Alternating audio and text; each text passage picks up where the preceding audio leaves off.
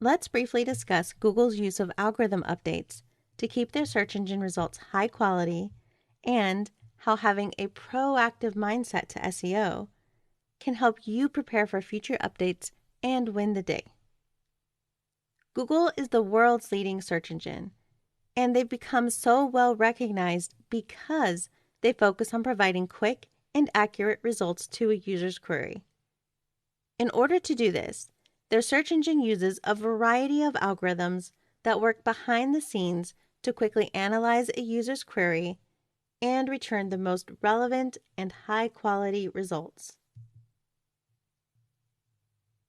In order to stay on top of the game, Google makes regular updates to their algorithm in an effort to continue to deliver those high-quality results. In fact, they make thousands of updates to the algorithm each year. This means in a single day, you can see many updates.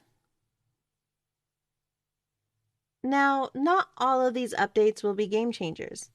Some are barely recognizable. Others are considered core updates and drastically change search. Sometimes updates and changes are so big, there are even updates to updates. Most of the major updates have names.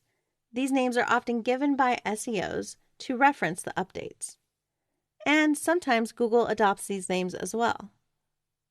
Other times, Google will announce the name themselves ahead of time, especially when the update is particularly important. For example, BERT is one of these algorithms named by Google, which we'll discuss shortly. As an SEO, it's a good idea to familiarize yourself with the history of Google's updates. Being able to spot patterns in Google's behavior is important to being proactive in SEO. You should be able to predict what Google may do next and fold this into your recommendations and strategies. Thinking ahead and following best practices will help you stand the test of time and be ahead of the curve when an update happens. I'd like to discuss a cautionary tale about a past client of mine. This will help illustrate why it's so important to be proactive in SEO.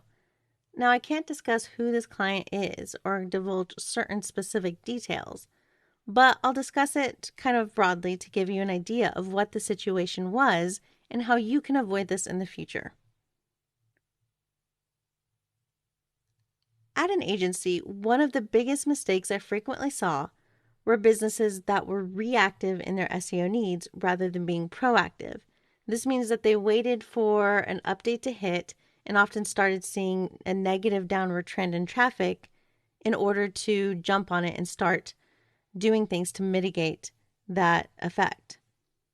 So this particular client happened to have a ton of pages, and these pages often had just a few sentences of content, and oftentimes the content was repetitive or duplicated from page to page. On top of that, all of these pages randomly linked together. There were semi-relevant pages, and it all created just a poor experience for users and a suboptimal crawling experience for search engines. With SEO, a problem arises when websites are getting by providing a mediocre experience. This is unfortunate because when decision makers who rely on data to make their decisions see traffic and numbers as stable, they then have a false belief that they're fine and they just need to put optimization efforts elsewhere on the site in order to start seeing positive returns. So in this case, my immediate suggestion to the client was to look at that issue and condense the amount of thin pages and content that they had on their site and then add quality content to the remaining ones. Now, the pushback received on this was it wasn't currently harming them, and this was a very time and resource intensive project to take on. So because they weren't seeing negative effects, they didn't want to prioritize this over other potentially beneficial recommendations.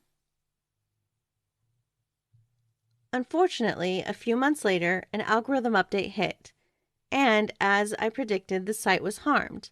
Now, they had two different sites. One of their sites, suffering from similar issues as this, saw a 30% drop in traffic overnight.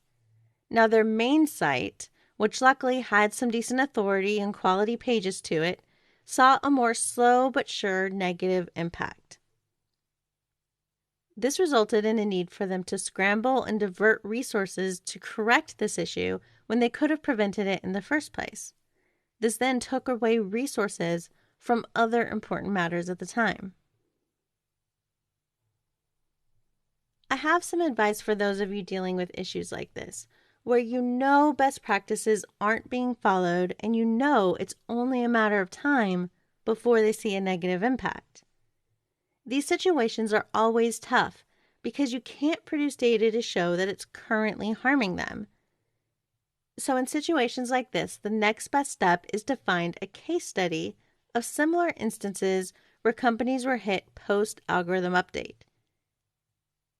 These can often be argued that had they been following clear best practices and good SEO hygiene from the beginning, they wouldn't have seen the negative impact that they did. You can then translate that into what it means for this business. So quickly back to this example to show you how it worked out. Once we were able to go in and make the improvements that we originally recommended, we not only saw a correction to the algorithm update, but an improvement to overall SEO. After all, had they fixed the changes here when we recommended, the upward trend would have looked more like this.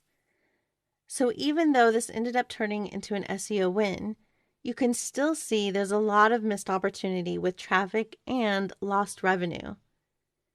This is because the hill they ended up needing to climb after taking a hit from Google and being considered lower quality was much higher than the hill that they needed to climb had they just applied these changes ahead of time. They probably wouldn't have even had a hill. They would have just been racing ahead, getting traffic and more revenue and building up that authority for the longer term.